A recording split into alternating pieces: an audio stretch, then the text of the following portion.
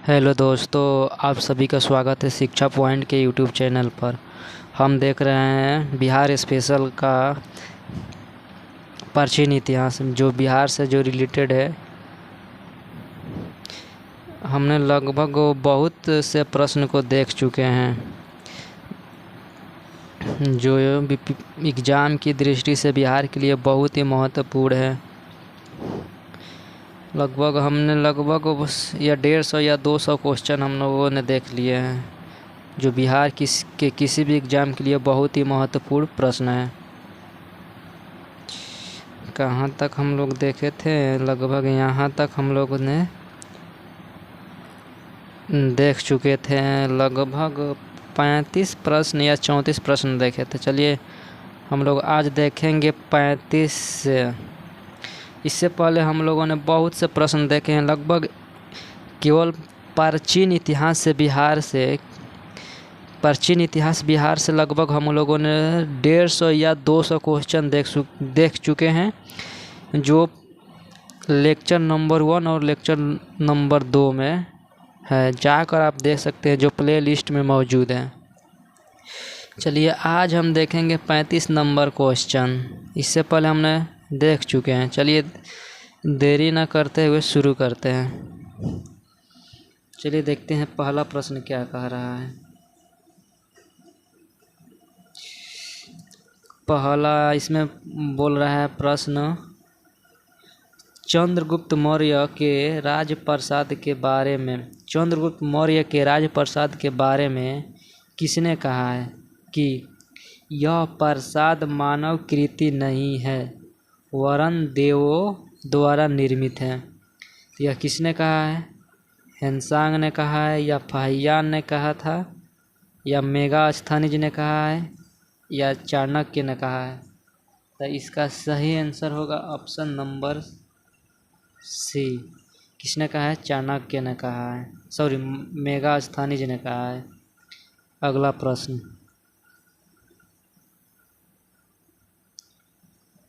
प्रश्न देखते हैं।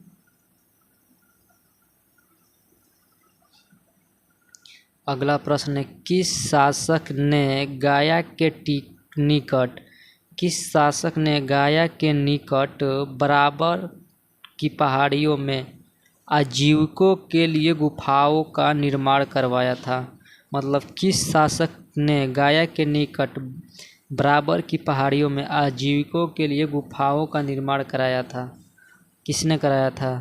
तो चंद्रगुप्त मौर्य ने, दशरथ ने, अशोक ने, ऑप्शन नंबर डी बिंदुसार ने। तो इसका सही आंसर होगा ऑप्शन नंबर सी, अशोक ने। चलिए देखते हैं अगला प्रश्न। अगला प्रश्न है, गाया के समीप नागार्जुनी पहाड़ियों में प्रसिद्ध गोपी गुफाओं का निर्माण करवाया था? गाया के समीप नागार्जुन की पहाड़ियों में प्रसिद्ध गोपी गुफा का निर्माण किसने करवाया था? अशोक ने करवाया था, चंद्रगुप्त मौर्य ने करवाया था, बिंदुसार ने करवाया था, दशरथ ने करवाया था? तो इसका सही आंसर होगा ऑप्शन नंबर डी, दशरथ ने करवाया था। अगला प्रश्न है, मौर्यकालीन चामरग्राहिनी यक्षी प्राप्त हुई है? दीदारगंज पटना में, वैशाली में, बसाड़ में, सारनाथ में? तो इसका सही आंसर होगा ऑप्शन नंबर ए, पटना में। सही आंसर होगा ऑप्शन नंबर ए, पटना में। चलिए अगला प्रश्न देखते हैं। अगला प्रश्न है, बिहार के किस स्थान से मौर्य काल में बने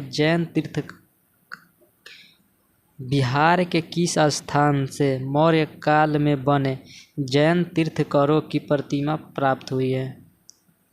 सोनपुर से, लोहानीपुर से, बसाड़ वैशाली से, भागलपुर से। तो इसका सही आंसर होगा ऑप्शन नंबर बी। सही आंसर होगा ऑप्शन नंबर बी। अगला प्रश्न है पाटलिपुत्र के नगर निर्माण तथा सुंदरता का वर्णन किसने किया है?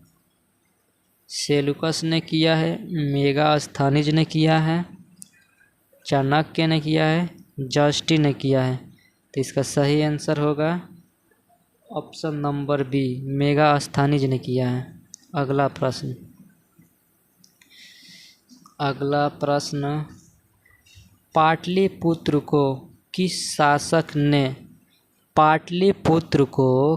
शासक ने अपनी राजधानी बनाया?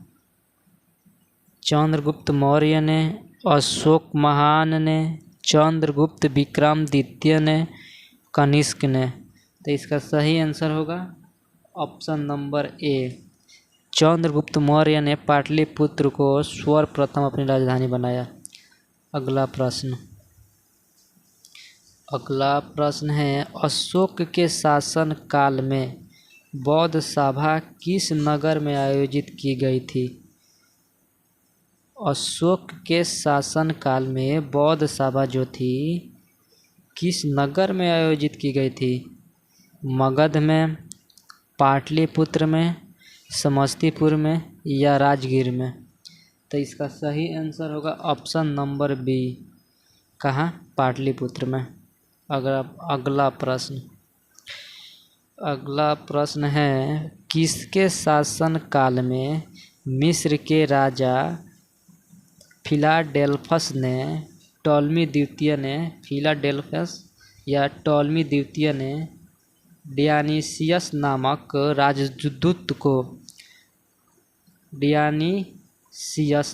राजदूत को पाटलिपुत्र भेजा था? अशोक के, बिंदुसार, चंद्रगुप्त या उपरोक्त में से कोई नहीं? तो इसका सही आंसर होगा ऑप्शन नंबर बी, बिंदुसार के शासनकाल में। अगला प्रश्न है किस विद्वान के अनुसार चंद्रगुप्त मौर्य ने पॉलीब्रोथस यानी पाटलिपुत्र उपनाम धारण किया? किस विद्वान के अनुसार चंद्रगुप्त मौर्य ने पॉलीब्रोथस यानी पाटलिपुत्र उपनाम धारण किया? विलियम जोस के अनुसार, प्लूटक के अनुसार, जस्टिन के अनुसार या स्ट्रेबो के अनुसार? तो इसका सही आंसर होगा ऑप्शन नंबर बी, प्लूटार्क के अनुसार।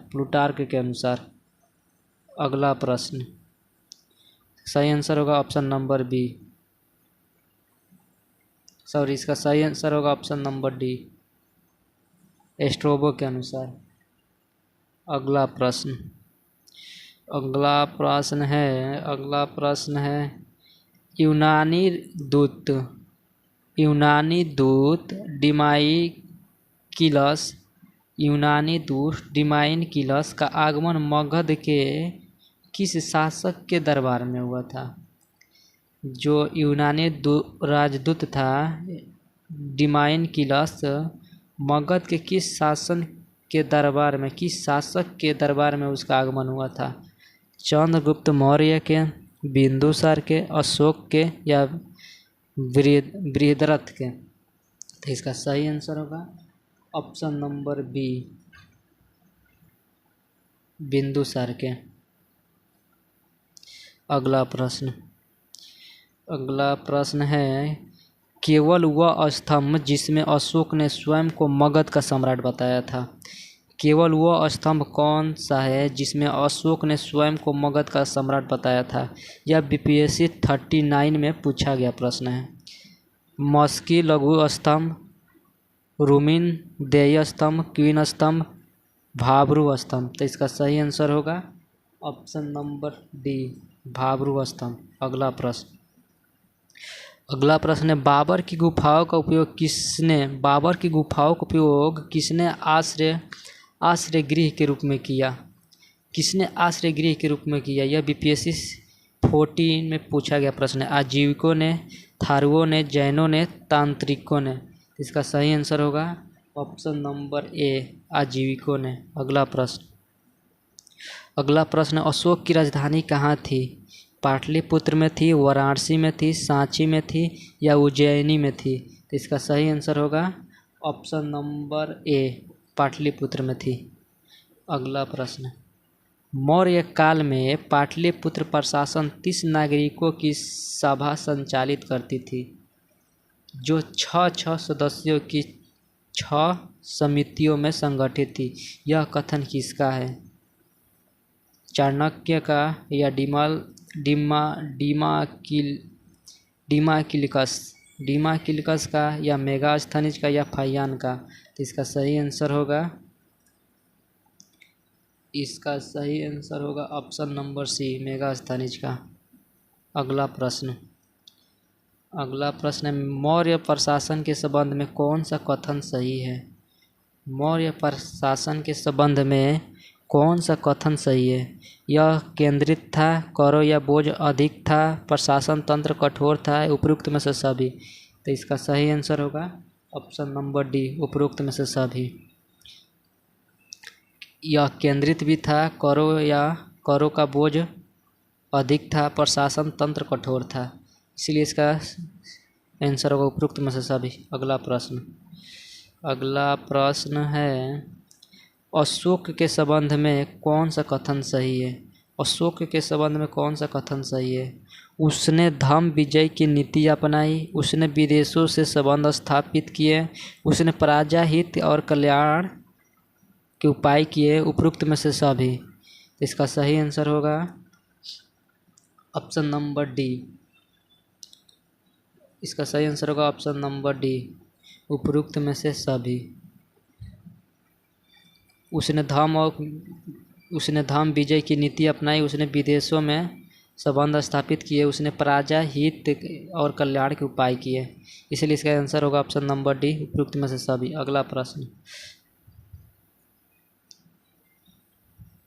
अगला प्रश्न है, देवाननीपि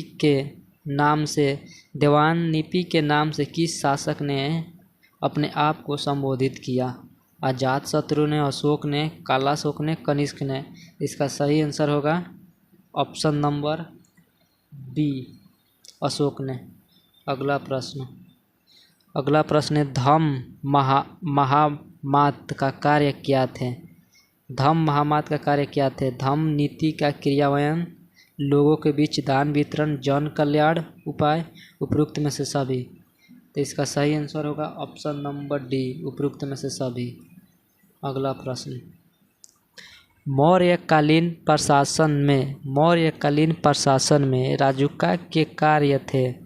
न्यायिक, ग्रामीण प्रशासन, राजस्व का विभाग या उपरोक्त में से सभी?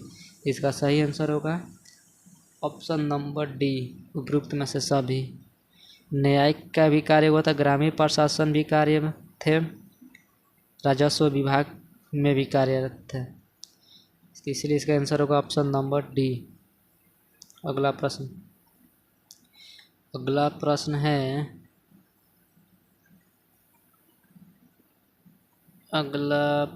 है, मौर्यकालीन विद्वानों में किन का नाम आता है? मौर्यकालीन विद्वानों में किन का नाम आता है? कौटिल्य का, पाणिनि का, उपवर्ष का? तो इसका आंसर होगा ऑप्शन नंबर डी, 1 और 3। इसका आंसर होगा ऑप्शन नंबर डी, 1 और 3। इसका आंसर होगा 1, 2, 3 यानी 3 होगा। इसका आंसर होगा ऑप्शन नंबर डी। कौटिल्य का भी नाम आता है, पाणिनि का भी नाम आता है, उपवर्ष का भी नाम होता है, इसीलिए इसका आंसर होगा ऑप्शन नंबर डी। चलिए अगला प्रश्न है, मौर्यकालीन स्थापत्य के सुंदर उदाहरण हैं। पाटलिपुत्र स्थित राजप्रासाद के अवशेष,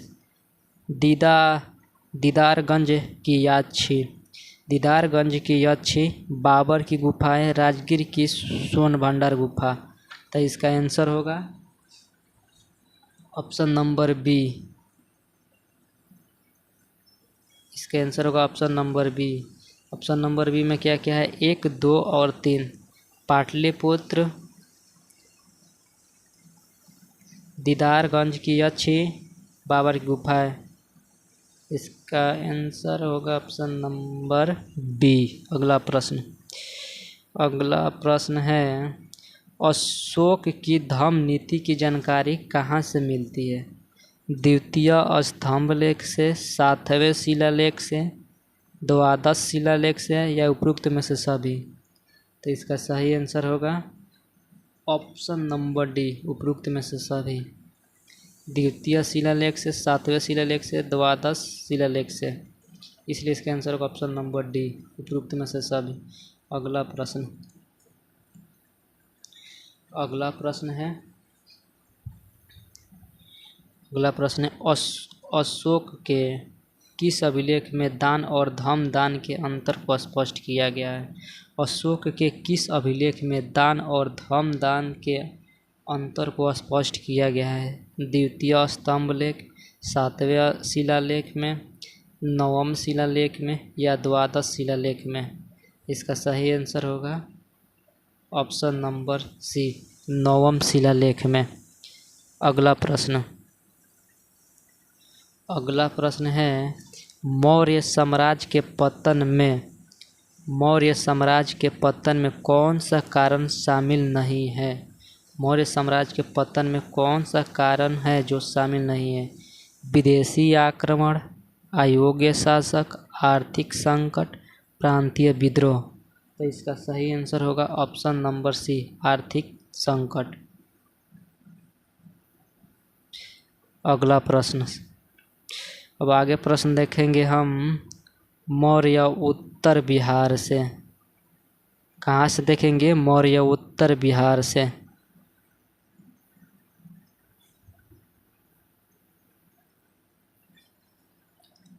चलिए इसमें हम देखते हैं क्या पहला क्वेश्चन कह रहा है। चलिए, मौर्य साम्राज्य के उपरांत मगध पर किस वंश का शासन स्थापित हुआ? मौर्य साम्राज्य के उपरांत मगध पर किस वंश का शासन स्थापित हुआ? कौरव वंश का, शुंग वंश का, या सातवाहन वंश का, या शंख वंश का? तो इसका सही आंसर होगा ऑप्शन नंबर बी, शुंग वंश का। अगला प्रश्न, अगला प्रश्न है शुंग वंश का संस्थापक कौन था? यानी शुंग वंश का संस्थापक कौन था? पुष्यमित्र था, या विरद्रथ था, या वसुमित्र था, या देवभूमि था? तो इसका सही आंसर होगा ऑप्शन नंबर ए। इसका सही आंसर होगा ऑप्शन नंबर ए, पुष्यमित्र था। अगला प्रश्न, अगला प्रश्न है किस शुंग शासक ने पाटलिपुत्र में स्थित कुक्कुटराम विहार को 3 बार नष्ट करवाने का प्रयत्न किया? कुक्कुटराम विहार को 3 बार नष्ट कराने का प्रयास किया। वजुश्रेष्ठ ने, अग्निमित्र ने, पुष्यमित्र ने, देवभूति ने? तो इसका सही आंसर होगा ऑप्शन नंबर सी, पुष्यमित्र ने। अगला प्रश्न, अगला प्रश्न है पाटलिपुत्र पर यवन डेमेट्रियस का आक्रमण किस वंश के शासन के समय हुआ था? पाटलिपुत्र पर यवन डेमेट्रियस का आक्रमण किस वंश के शासन के समय हुआ था? कौरव वंश के, मौर्य वंश के, नंद वंश के, या शुंग वंश के? इसका सही आंसर होगा ऑप्शन नंबर डी, शुंग वंश के शासन के समय एवन डेमेट्रियस का आक्रमण हुआ था। इसका सही आंसर होगा ऑप्शन नंबर डी। अगला प्रश्न, अगला प्रश्न है पाटलिपुत्र पर डेमेट्रियस का आक्रमण कब हुआ था? 185 ईसा पूर्व में, 158 ईसा पूर्व में, 153 ईसा पूर्व में या 185 ईसा पूर्व में। तो इसका सही आंसर होगा ऑप्शन नंबर ए, 185 ईसा पूर्व में। अगला प्रश्न है, मगध में प्रथम ब्राह्मण राज्य स्थापित किया था। मतलब मगध में प्रथम ब्राह्मण राज्य किसने स्थापित किया था? देवभूति ने, अग्निमित्र ने, पुष्यमित्र ने या वासुदेव ने? तो इसका सही आंसर होगा ऑप्शन नंबर सी। सही आंसर होगा ऑप्शन नंबर सी, पुष्यमित्र ने। अगला प्रश्न है, शुंग वंश के पतन के बाद मगध पर किस वंश का शासन स्थापित हुआ? शुंग वंश के पतन के बाद मगध पर किस वंश का शासन स्थापित हुआ? कुषाण वंश का, लिच्छवी वंश का, काण्व वंश का या गुप्त वंश का? तो इसका सही आंसर होगा ऑप्शन नंबर सी, काण्व वंश का। अगला प्रश्न है, काण्व वंश का संस्थापक कौन था? देवभूति था, पुष्यमित्र था या अग्निमित्र था या वासुदेव था? तो इसका सही आंसर होगा ऑप्शन नंबर डी, वासुदेव था। अगला प्रश्न है, काण्व वंश की शाखा समाप्ति की। काण्व वंश की शाखा किसने समाप्ति की? आंध्र सातवाहनों ने, गुप्तों ने, कुषाणों ने, उपरोक्त में से कोई नहीं? तो इसका सही आंसर होगा ऑप्शन नंबर ए, आंध्र सातवाहनों ने। अगला प्रश्न है, काण्व वंश के उपरांत पाटलिपुत्र पर कुछ समय के लिए किस वंश के राजाओं ने शासन किया? शुंग वंश के राजाओं ने, मित्र वंश के राजाओं ने, वाकाटक वंश के राजाओं ने, गोत्र वंश के राजाओं ने? इसका सही आंसर होगा ऑप्शन नंबर बी, मित्र वंश के राजाओं ने। अगला प्रश्न है, शुंग कला के उत्कृष्ट नमूने बिहार के किस स्थान से प्राप्त होते हैं? शुंग कला के उत्कृष्ट नमूने बिहार के किस स्थान से प्राप्त होते हैं? कैमूर से, समस्तीपुर से, बोधगया से, सिवान से? इसका सही आंसर होगा ऑप्शन नंबर सी, बोधगया से। अगला प्रश्न है, कनिष्क के पाटलिपुत्र के किस बौद्ध विद्वान को अपने दरबार में प्रश्रय दिया था? कनिष्क के पाटलिपुत्र के किस बौद्ध विद्वान को अपने दरबार में प्रश्रय दिया था? मध्यवर्ग को, वसुमित्र को, पार्श्व को और स्वघोष को? इसका सही आंसर होगा ऑप्शन नंबर डी। सही आंसर होगा ऑप्शन नंबर डी, अश्वघोष को। अगला प्रश्न है, मगध पर शासन करने वाले राजवंश का सही क्रम है? शिशुनाग, हर्यक, नंद, मौर्य, शुंग, काण्व? अगला ऑप्शन, हर्यक, शिशुनाग, नंद, मौर्य, काण्व, शुंग। अगला या हिर्यक, शिशुनाग, नंद, मौर्य, शुंग, काण्व, या काण्व, हिर्यक, शिशुनाग, नंद, मौर्य, शुंग? तो इसका सही आंसर होगा ऑप्शन नंबर सी। इसका सही आंसर होगा ऑप्शन नंबर सी। अगला प्रश्न है 14 नंबर, शुंग वंश की राजधानी थी सियालकोट, राजगिरी, कन्नौज, पाटलिपुत्र? तो इसका सही आंसर होगा ऑप्शन नंबर डी, पाटलिपुत्र। अगला प्रश्न है, काण्व वंश की राजधानी थी उज्जैन, पाटलिपुत्र, मथुरा, प्रतिष्ठान?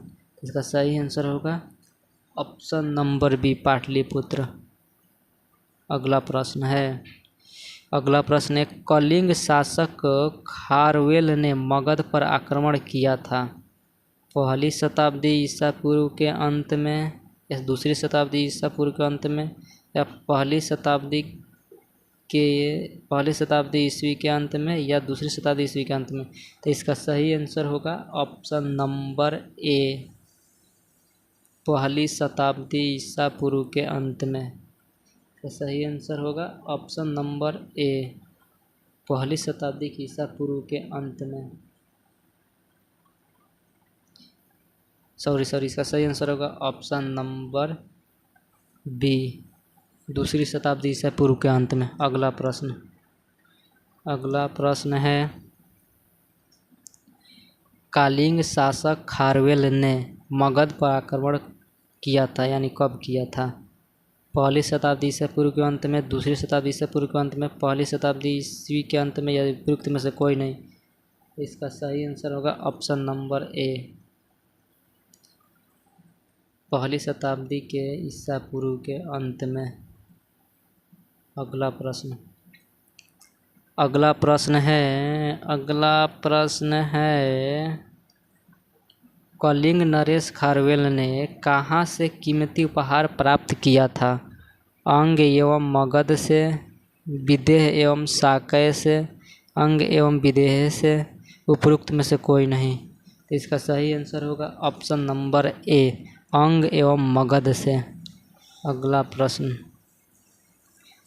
प्रश्न है, कुषाण साम्राज्य के पतन के उपरांत संभवतः मगध पर शासन रहा सातवाहनों का, लिच्छवियों का, चेदियों का, मित्रों का। इसका सही आंसर होगा ऑप्शन नंबर बी, लिच्छवियों का।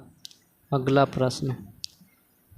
प्रश्न है, गार्गी संहिता में पाटलिपुत्र पर यवनों के आक्रमण का उल्लेख है। यह आक्रमण किसके शासनकाल में हुआ था? चंद्रगुप्त द्वितीय के, वसुदेव के, घानानंद के, या पुष्यमित्र शुंग के? इसका सही आंसर होगा option number D, Pushyamitra Shunga के।